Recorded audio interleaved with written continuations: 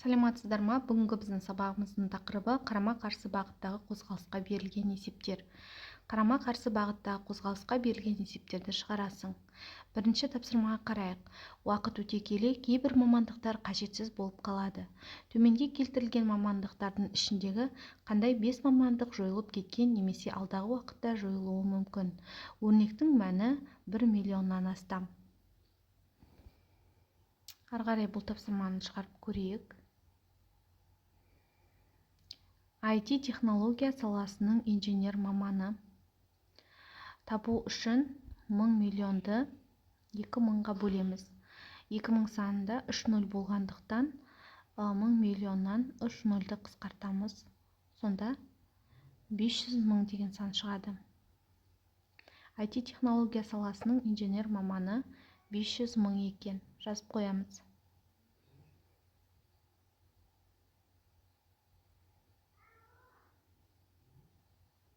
Ары қарай колл-центр операторы табу үшін 600-ді 600-ге көбейтеміз. 360 мың шығады. Ағылшын тілі пәнінің мұғалімі табу үшін 800 миллионды бөлеміз 8 мыңға. 800 миллионнан 3 нөлді қысқартамыз. Сонда 100 мың деген сан шығады. Одан кейін 999 миллион 999 мың 999-ды бөлеміз 9-ға. Сонда 111 миллион 111 мың 111 деген сан шығады. Одан кейін 1 миллион 999 мың 999-дан азайтамыз 999 мың 998-ді. 1 миллион 1001 деген сан. 1 миллион 1 деген сан шығады. Енді ары қарай почташын табамыз. Почташын табу үшін 2500-ді 4000-ға көбейтеміз.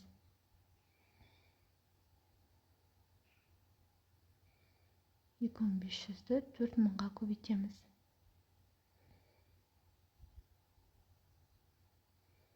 10 миллион деген сан шығады. Ат айдаушыны табу үшін 1000 миллионды бөлеміз 200-ге.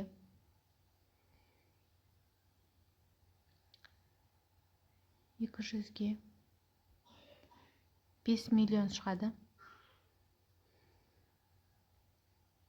Одан кейін ағаш кесушіні табу үшін 600-ді көбейтеміз 6000-ға.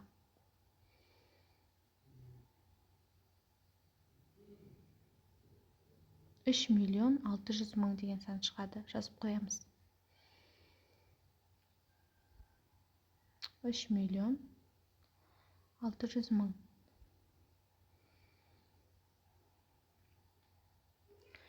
Жойылып кеткен немесе алдағы уақытта жойылуы мүмкін мамандықтар. Бұл жерде газет тілшісі, туризм менеджері, почташы, ат айдаушы және ағаш кесуші екен. Екінші тапсырмаға қараймыз. Екі ауылдан бір уақытта біріне қарама-қарсы бағытта екі мотоциклші 65 метр минут және 70 метр минут жылдамдықпен жолға шықты. Жарты сағаттан кейін олар кездесті. Екі ауылдың арақашықтығын тап. Берілген жазамыз. В1 65 метр минут, В2 70 метр минут,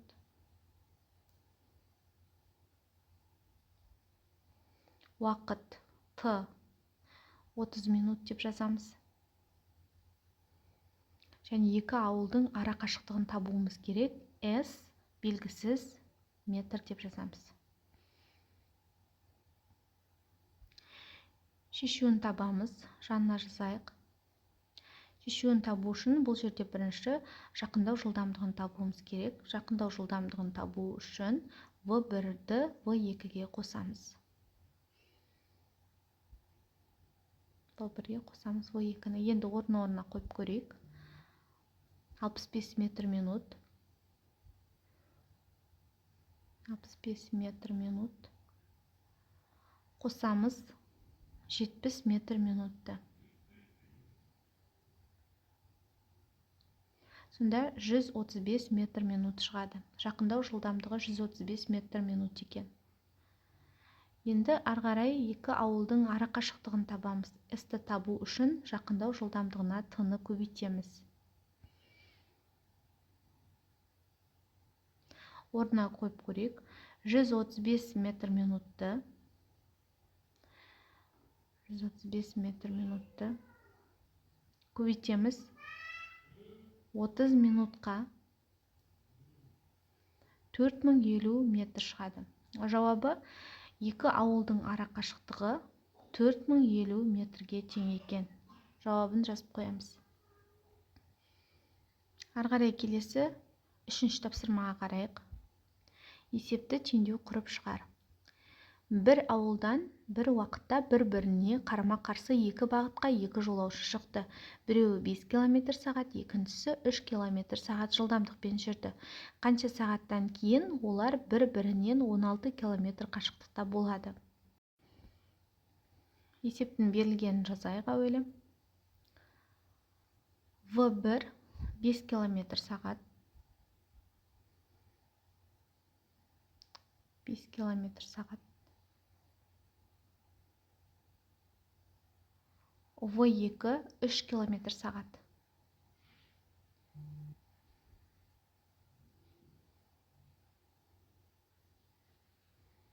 Ара қашықтық 16 км. S 16 км деп жазамыз. Уақыт белгісіз. T белгісіз сағат.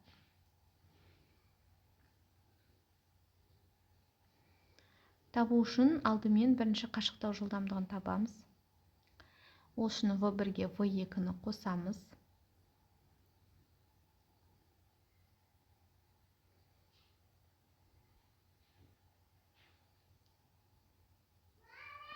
Енді орнына қойып көрейік. 5 км сағатқа қосамыз. 3 км сағатты. Сонда 8 км сағат шығады. Қашықтау жылдамдығы 8 км сағатқа тең екен.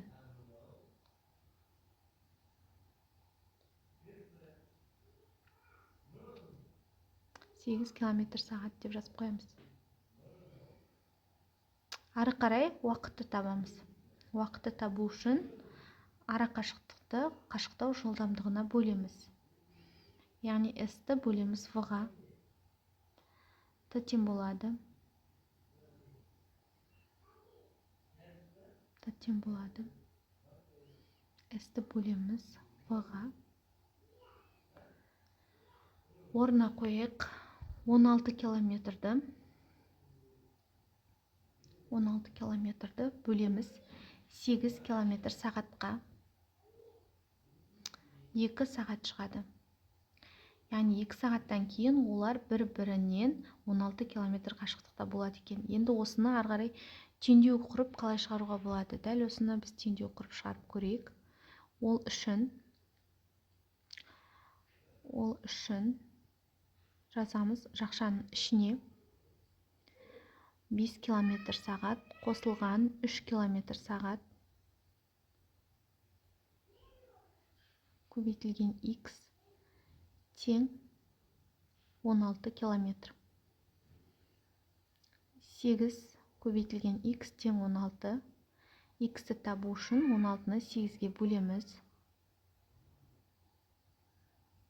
X 2-ге тең болады.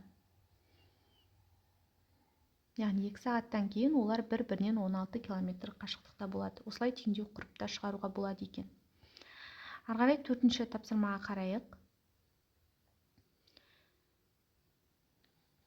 Есепті шығар, мұқият бол. Жылдамдықты км сағатпен өрнекте.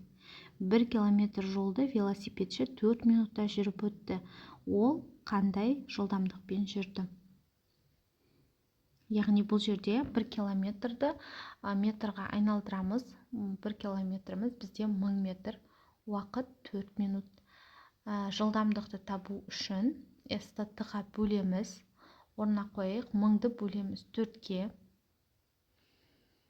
1000 метрді бөлеміз 4 минутқа. 250 метр минут шығады. 250 метр минут шығады. Енді осыны километр сағатқа өрнектейтін болсақ, 250-ді көбейтеміз 60-қа, 60 сағатқа көбейтеміз, және 1000 километрге бөлеміз. 1000 километрге бөлеміз. 250-ді 60-қа көбейтетін болсақ, 15 000 шығады. 15 000-ды 1000-ға бөлеміз, 15 километр сағат шығады. Жазып қояйық, 15 километр сағат. Сонда велосипедшінің жылдамдығы 15 километр сағат екен. Екінші, 1 километр жолды почташы жаяу 10 минутта жүріп өтті. Ол қандай жылдамдықпен жүрді? Бұнда да 1 километрді 1000 метрға айналдырамыз. Табу үшін S-ті Т-ға бөлеміз. Жазайық.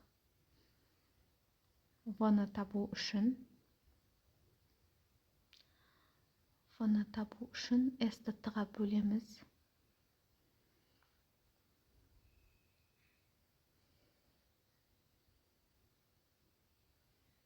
Яғни 1000-ды бөлеміз 10-ға. 1000-ды 10-ға бөлеміз.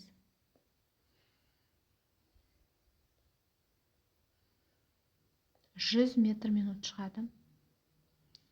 Жазып қоямыз. 100 метр минут. Енді 100 метр минутты километр сағатқа айналдырамыз. Ол үшін 100-ді 60 сағатқа көбейтеміз. Және бөлеміз 1000-ға. 6000-ды 1000-ға бөлгенде 6 километр сағат шығады. Сонда почташының жылдамдығы сағатына 6 километр екен. 6 километр сағат. Енді үшіншісін қарайық. 30 километр жолды арбакеш жарты сағатта жүріп өтті. Ол қандай жылдамдықпен жүрді? Бұл жерде 30 километрді метрге айналдырамыз. 30 000 метр. В-ны табу үшін S-ті Т-ға бөлеміз. Орнына қоятын болсақ, 30 000-ды бөлеміз 30-ға. Жазамыз, 30 000-ды бөлеміз 30-ға.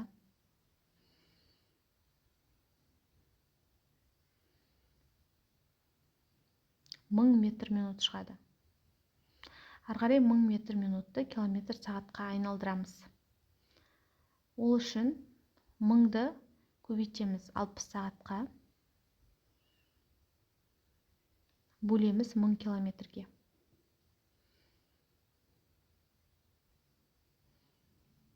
60 000-ды 1000-ға бөлеміз. Сонда бізде 60 километр сағат шығады. Сонда арбакештің жылдамдығы 60 километр сағат екен. Жауабын жазып қоямыз. Арбакештің жылдамдығы 60 километр сағат. 5-ші тапсырмаға қарайық. Есепті шығар, оның сұрағын өзгерт және оны шығар. Бір әуежайдан бір уақытта бірінен бірі қарама-қарсы екі бағытқа екі ұшақ ұшып шықты. Біреуі 748 км сағат, екіншісі 827 км сағат жылдамдықпен ұшса, 5 сағаттан кейін ұшақтардың арасы қандай болады? Берілген жазамыз. В1 748 км сағат, В2 827 км сағат. 5 сағаттан кейін ұшақтардың арасы қандай болады дейді. Яғни Т 5 сағат. Бұл жерде ара қашықтықты табуымыз керек. Сондықтан S белгісіз километр деп жазамыз.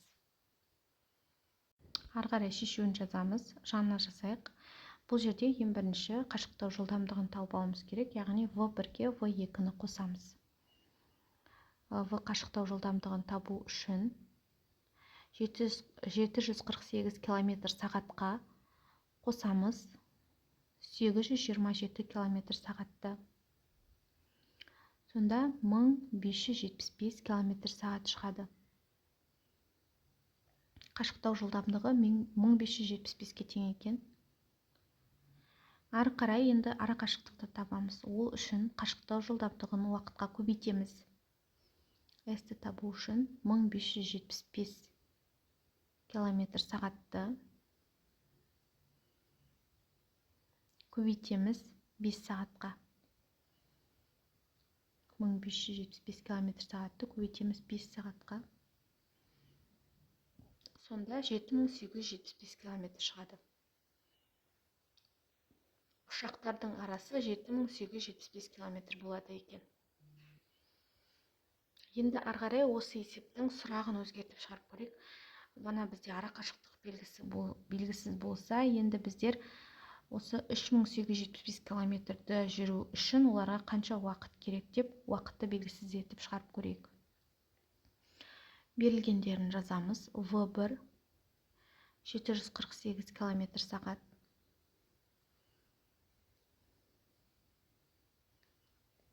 В2 827 км сағат. Ара қашықтықты бана бірінші таптық біздер 7875 км. С 7875 км деп жазамыз. Т белгісіз сағат. Шешуін табу үшін бірінші қашықтау жылдамдығын тауып аламыз. 748-ге қосамыз 827-ні.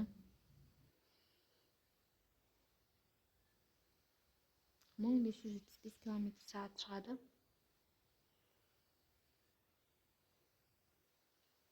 1575 км сағат. Енді ары қарай уақытты табамыз. Уақытты табу үшін ара қашықтықты қашықтау жылдамдығына бөлеміз. 7875-ті бөлеміз 1575-ге.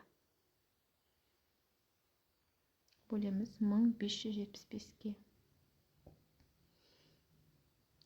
Сонда 5 сағат шығады. Ұшақтардың арасы 5 сағаттан кейін 7875 км болады екен.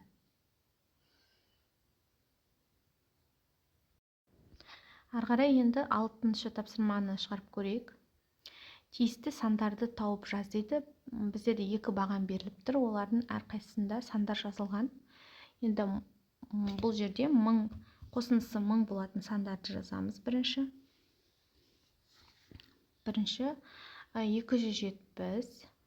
270 және 460 сандардың қосындысы 1000-ға тең.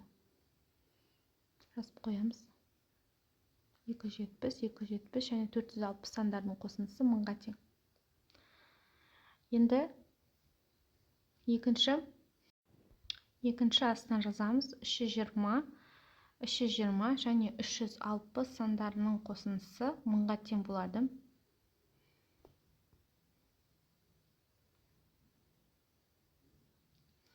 Енді бұл жерде ары қарай 3-ші өрнек жазамыз.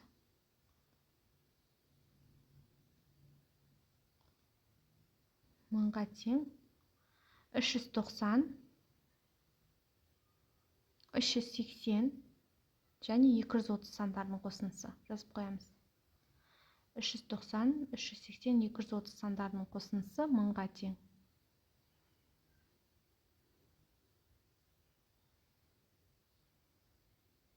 Біріншісінде біздер қосындылар жаздық, енді керісінше айырманы жазамыз. 1000-нан сандарды азайтамыз, сонда 0 шығу керек. Бірінші 1710, 450 және 260 сандарының айырмасы.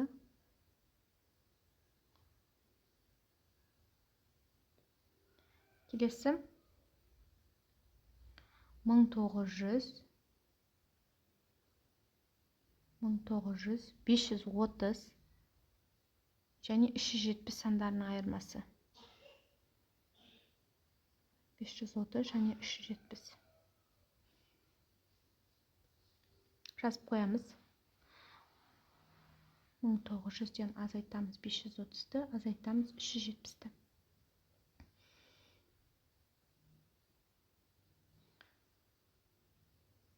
Ары қарай 1000-ға 1850-ден азайтамыз 290-ды, азайтамыз 560-ты.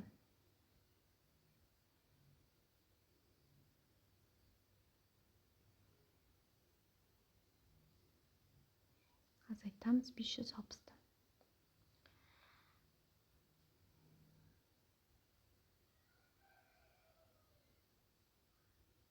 Арғай 7-ші тапсырмаға қарайық.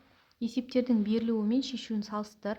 Толтыру жылдамдығы, қашықтау жылдамдығы сөздерін қолдана отырып, есептің қандай ұқсастықтары бар екендігін түсіндір.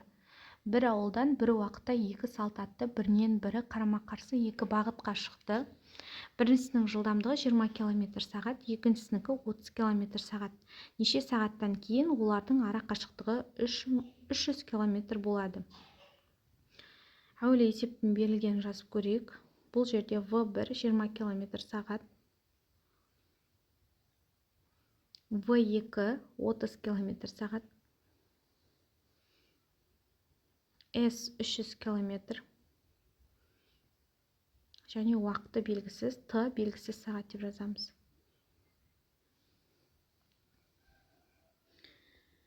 Әуелі бұл жерде қашықтау жылдамдығын тауып алуымыз керек. Жанына шешуін жазайық.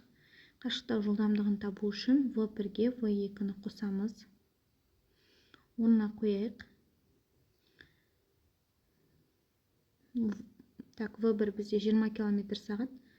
20 км сағатқа 30 км сағатты қосамыз. 50 км сағат шығады. Ағарай уақытты табу үшін ара қашықтықты қашықтау жылдамдығына бөлеміз. 300 км-ді бөлеміз 50 км сағатқа 6 сағат шығады. Сонда 6 сағаттан кейін олардың ара қашықтығы 300 км болады екен.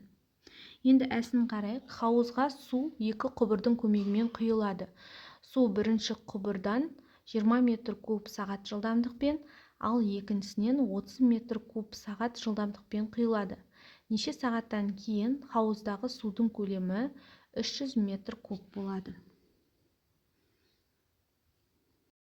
Бұл жерде енді толтыру жылдамдығымен жұмыс жасаймыз. Берілген жазып қарайық. Бұл жерде V1 20 метр куб сағат. Бірінші құбырдан 20 метр куб сағат жылдамдықпен ағады дейді.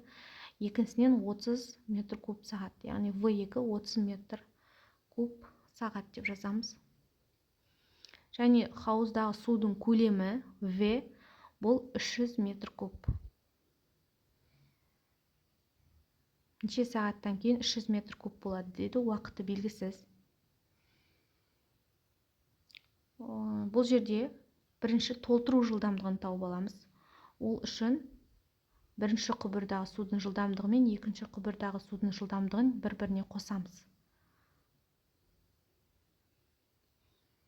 Орнына қойық, 20 метр куб сағатты қосамыз 30 метр куб сағатқа.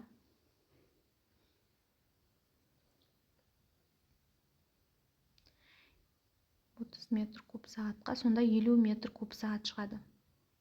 Сонда толтыру жылдамдығы 50 метр куб сағатқа тең екен. Енді арғарай біздер уақытты табамыз. Ол үшін көлемді толтыру жылдамдығына бөлеміз. V-ні бөлеміз. Толтыру жылдамдығына 300 метр кубты бөлеміз 50 метр куб сағатқа. 50 метр куб сағатқа 6 сағат шығады. Сонда 6 сағаттан кейін хауыздағы судың көлемі 300 метр куб болады екен. Арғарай келесі 8-ші тапсырмаға қараймыз. Мәтінді диаграммамен сәйкестендір. Көліктің қай түрі қандай жолақпен белгіленгенін анықта. Қай көлікпен аталған арақашықтықты жылдам жүріп өтуге болады. Алматы мен Нұр-Сұлтан қалаларының арақашықтығы 1212 км-ді құрайды. Бұл арақашықтықты автобуспен 20 сағат 5 минутта, ұшақпен 1 сағат 45 минутта, тұлпар жүрдек пойызымен 13 сағат 35 минутта, жолаушылар пойызымен 21 сағат 51 минутта жүріп өтуге болады. Бұл жерде белгілеп жазып қояйық, арақашықтық 1212 километр. Бірінші жылдамдықты табу үшін бізде бірінші жылдамдық 20 сағат 5 минут. 20 сағат 5 минут. Бұны минутқа айналдырамыз. 20-ны көбейтеміз 60-қа, қосамыз 5-ті. Сонда 1205 минут шығады. 1205 минут автобус. Диаграммадан белгілеп жазып қоямыз. Көк жолақпен берілген бұл автобус екен.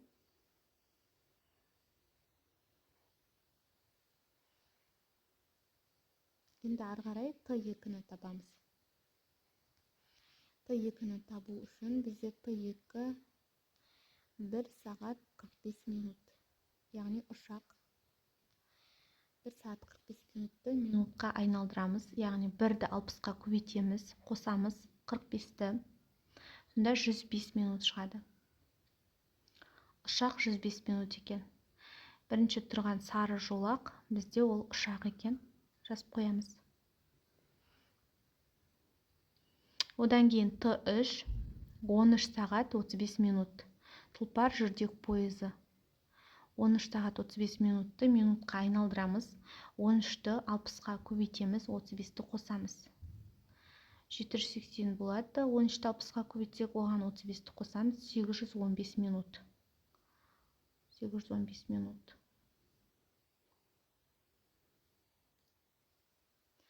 Қызылмен жазылып тұрған тұлпар жүрдек пойызы екен. 815 минут жазып қоямыз.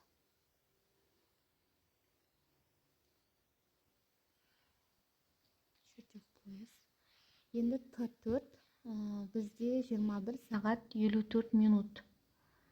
21 сағат 54 минут жолаушылар пойызы. Оны да біздер минутқа айналдырып аламыз. Яғни 21-ді 60-қа көбейтеміз, 54-ке қосамыз.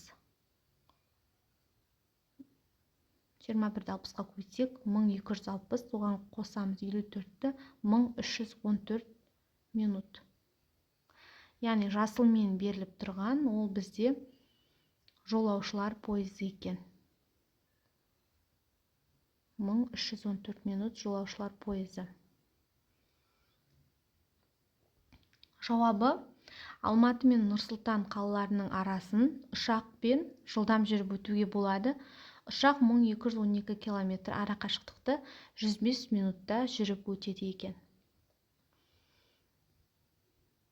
Ары қарай 9-шы тапсырмаға қарайық. Ойлан және жауап бер дейді. Әкесі 3 баласына Арман, Ерлан және Бауыржанға сыйлау үшін 4 ойыншық сатып алды. Олар ұшақ, кеме, жүк машине, аспалы кран. Балалардың ешқайсысы ойыншықсыз қалмайтындай таратып бергісі келеді. Ол ойыншықтарды қанша тәсілмен тарата алады? Мүмкіндіктер тармағы арқылы шығарсақ болады. Бұл жерде 4 ойыншық бар және 3 бала бар. Яғни 4-ті 3-ке көбейтеміз, сонда 12. Яғни 12 тәсілмен бұл жерде ойыншықтарды таратып беруге болады екен.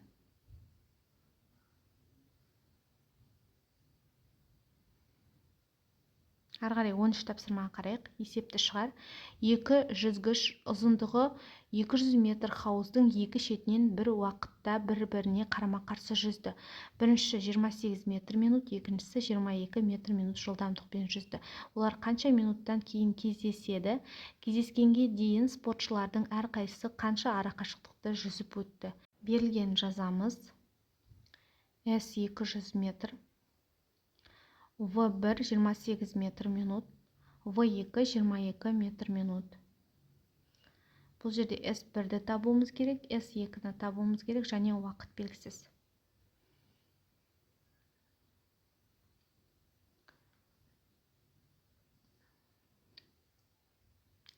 Арғай шешуін шығарайық. Бірінші жақындау жылдамдығын тауып аламыз. Ол үшін V1-ге V2-ні қосамыз. Яғни 28 метр минутқа қосамыз 22 метр минутты. 50 метр минут шығады. ары қарай уақытты тауып аламыз. Ол үшін ара қашықтықты жақындау жылдамдығына бөлеміз. 200-ді бөлеміз 50-ге. Сонда 4 минут. 4 минут шығады. Жазып қоямыз.